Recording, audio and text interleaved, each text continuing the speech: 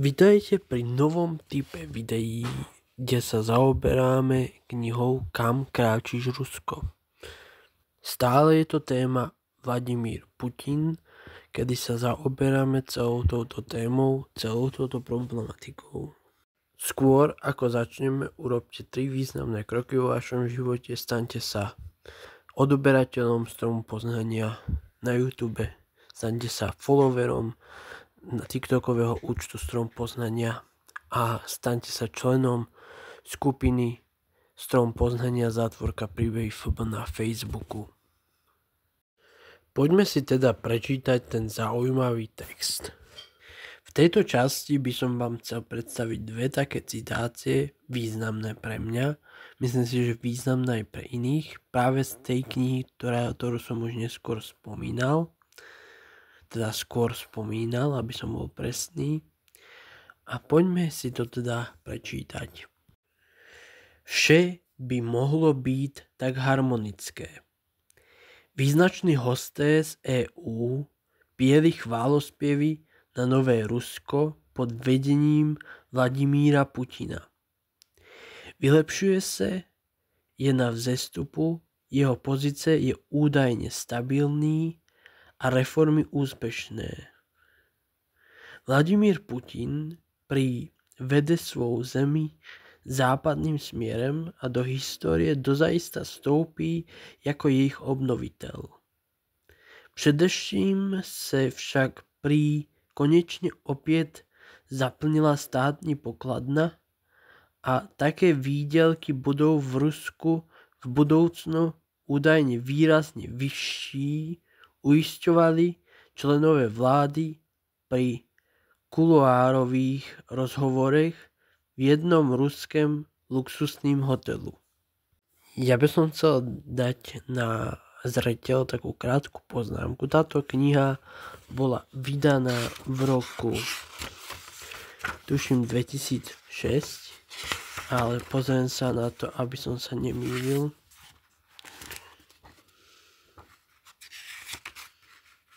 Tuším 2006, počkať. Áno, 2006. A vidno, že tie chválospevy Európskej únie boli vtedy ešte v tom roku predtým, že Rusko sa ťahá viac na západ. Ale ako to bolo v súvislosti s tým, ako to vnímame dnes? Ako by sa tento Boris Wright Schuster zachoval, povedal o Vladimirovi Putinovi dnešné informácie. A druhý veľmi významný citát znie takto. Je troška dlhší, čiže nebojte sa, všetko tam ste vznám, ale hovorí o veľmi dôležitých veciach. Vzdát se informátorov netoužicích vidieť otištené své jméno by znamenalo sám sebe cenzurovať a podřizovať se nerovným pravidlům hry, kde oficiálny zdroje zastírajú, přikrášľují nebo mlčí, je človek odkázán na zasvědčené informace a osobní kontakty. Kde není figurují právní stát a prokuratura, jejíž žalobci nikdy opravdově nevystoupí proti lidem oprávneným rozhodovať a žejícím se na výsluní přízně Kremlu, natož aby proti ním zahájili vyšetrování, nelze také užiť prezumpci neviny ve smyslu, jak ji chápou na západe, a zamlčet všechny okolnosti, jež vyzbudzují podezření a nejsou dokazatelné. Tím by se jen sedlo na vejičku taktice vládnoucích. Skutočnosti skrývají pod kopcem lží a kolportaží, v nichž lze sotva ešte odlišiť opravdové pochybení od poviestí. Politika se v Rusku opět pěstuje v tajném spolku jako podle bolševických tradic. O posty a paragrafy nezápolí strany, nýbrž neprůhlední lobbysté a lidé těžící z dobrých kontaktů za členy někdejší nomenklatury.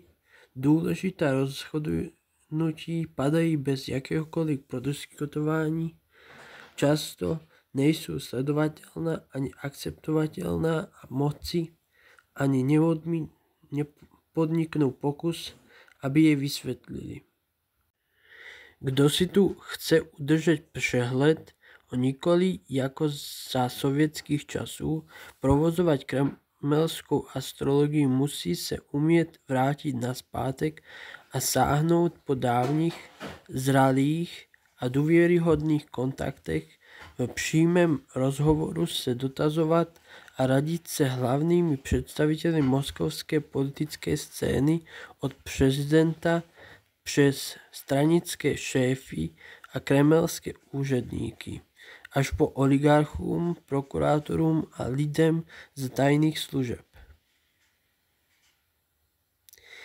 Přitom často není lehké rozlišovat ve spleti spekulací, pověstí a teorií o spiknutí, které nastupují místo chybějících oficiálních informací mezi výtkami a výčitkami logickými, oprávněnými a pochybnými a mezi zdroji nejistými, podezřelými a důvěryhodnými, ale musí se to přinejmenším aspoň zkusit.